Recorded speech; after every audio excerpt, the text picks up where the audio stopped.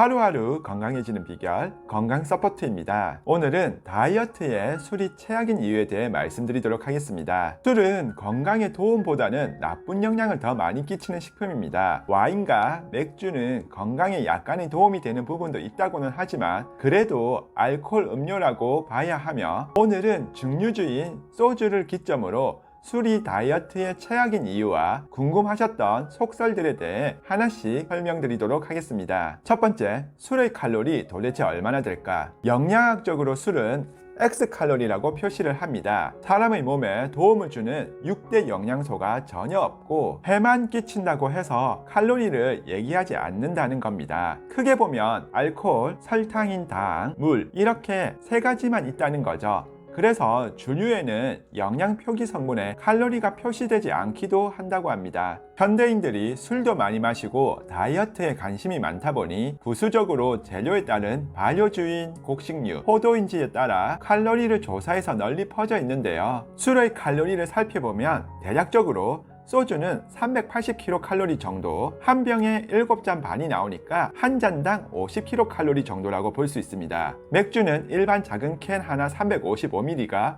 150kcal 정도 되고, 막걸리 한 통 750ml가 300kcal 정도라고 보시면 됩니다. 식품 성분 칼로리만 따지더라도 맥주 2캔, 소주 반병이면 밥 한 공기인 300kcal와 맞먹는데 안주까지 더해지면 칼로리는 상상도 하기 싫을 정도로 어마어마하게 많아집니다. 두 번째, 술만 마시면 살이 빠진다. 간혹 안주 안 먹고 술만 마시면 살이 빠진다고 하는 분들이 있습니다. 주로 연예인들이 그렇게 한다는 썰도 있고, 참고로 연예인 최민수 씨가 배우는 몸이 생명이기 때문에 자신은 술 마실 때 안주를 거의 먹지 않는다고 한 얘기는 유명한데요. 이론상으로 술만 마시면 살이 찌지는 않고 빠지지도 않으며 쌤쌤인 결과가 나온다고 합니다. 술이 몸에 들어오게 되면 우리 몸이 해로운 물질이 들어왔다는 것을 인지하고 가장 먼저 알코올을 분해해서 몸 밖으로 배출하게 하는데요. 이때 이뇨작용과 알코올 분해 대사가 이루어집니다. 이뇨작용으로 몸 밖으로 내보내야 하다 보니 체내의 수분이 빠져나가게 되고 몸속 에너지원들이 알코올 분해에 먼저 집중하게 됩니다. 또한 숙취까지 더해져 구토나 설사통을 발사하게 되면 더 많은 수분이 빠져나가면서 다음날 일시적으로 몸무게가 줄어있는 것을 확인할 수도 있습니다. 우리의 몸이 한동안 이 상태를 유지하면 모르겠지만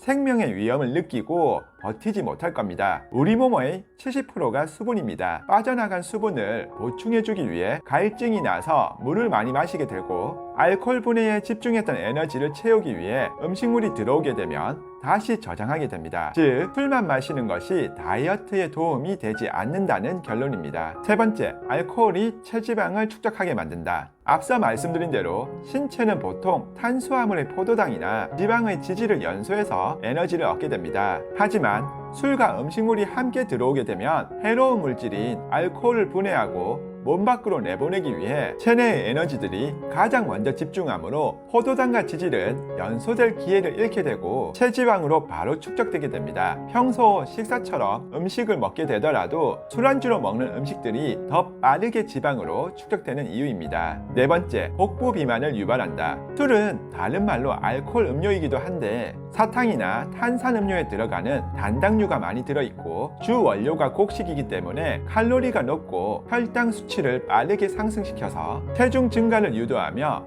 액체이기 때문에 음식으로 들어오는 것보다 흡수가 빠릅니다. 그래서 술은 알코올 분해와 동시에 몸속에 더 빨리 흡수 축적되는데 가장 저장하기 좋은 복부에 체지방이 쌓이게 되고, 이런 똥배를 술살이라고 부르게 됩니다. 네 번째, 내장 지방에 영향을 끼친다. 간은 알코올이 체내로 들어올 때 해독작용을 하고 지방과 탄수화물, 단백질을 대사시키는 역할을 합니다. 술을 많이 마시게 되는 사람은 간이 알코올 분해 업무를 하느라 혹사되고 약해지게 됩니다. 이렇게 지속되어 심한 경우 지방간 증상이 나타나기도 합니다. 또한 지방, 탄수화물, 단백질 이런 대사 과정이 원활히 진행되지 않아서 소화불량 등의 문제를 일으키고 체지방이 빠르게 축적됩니다. 또한 숙취나 이뇨작용의 수면방해로 인해 다음날 해장으로 국물을 짜게 먹게 되거나 피곤하게 되면 더 폭식을 하게 되어 다이어트에 방해가 됩니다. 다섯 번째, 과식과 폭식을 하게 된다. 술을 먹을 때 이상하게 평소보다 더 많이, 더 자주 먹게 되는 폭식을 하게 되는 경우가 많습니다. 반주 형식으로 배고플 때 술과 안주를 먹게 되면 먹은 후 배부름의 신호가 뇌로 잘 전달되지 않아 계속 배고픔을 느끼게 되는데요. 이렇게 과식과 폭식을 유도하게 되는 것입니다. 여섯 번째, 성욕이 감퇴된다. 술은 근육 형성과 지방 연소에 관여하는 호르몬인 테스토스테론 수치를 낮추는 역할을 하기에 잦은 음주는 살이 빠지지 않는 체질이 될 수도 있습니다. 특히 테스토스테론 수치가 낮은 남자는 콜레스테롤, 혈압, 혈당, 체질량 수치가 올라가면서 각종 대사증후군과 유병률이 높아지는 위험이 있습니다. 그리고 남자들이 가장 싫어한다는 성욕 감퇴와 기능에 문제가 생길 수도 있기에 잦은 음주는 삼가야 하겠습니다. 오늘의 한 줄평, 술은 줄이기만 해도 살이 빠진답니다. 준비한 영상은 여기까지입니다. 오늘도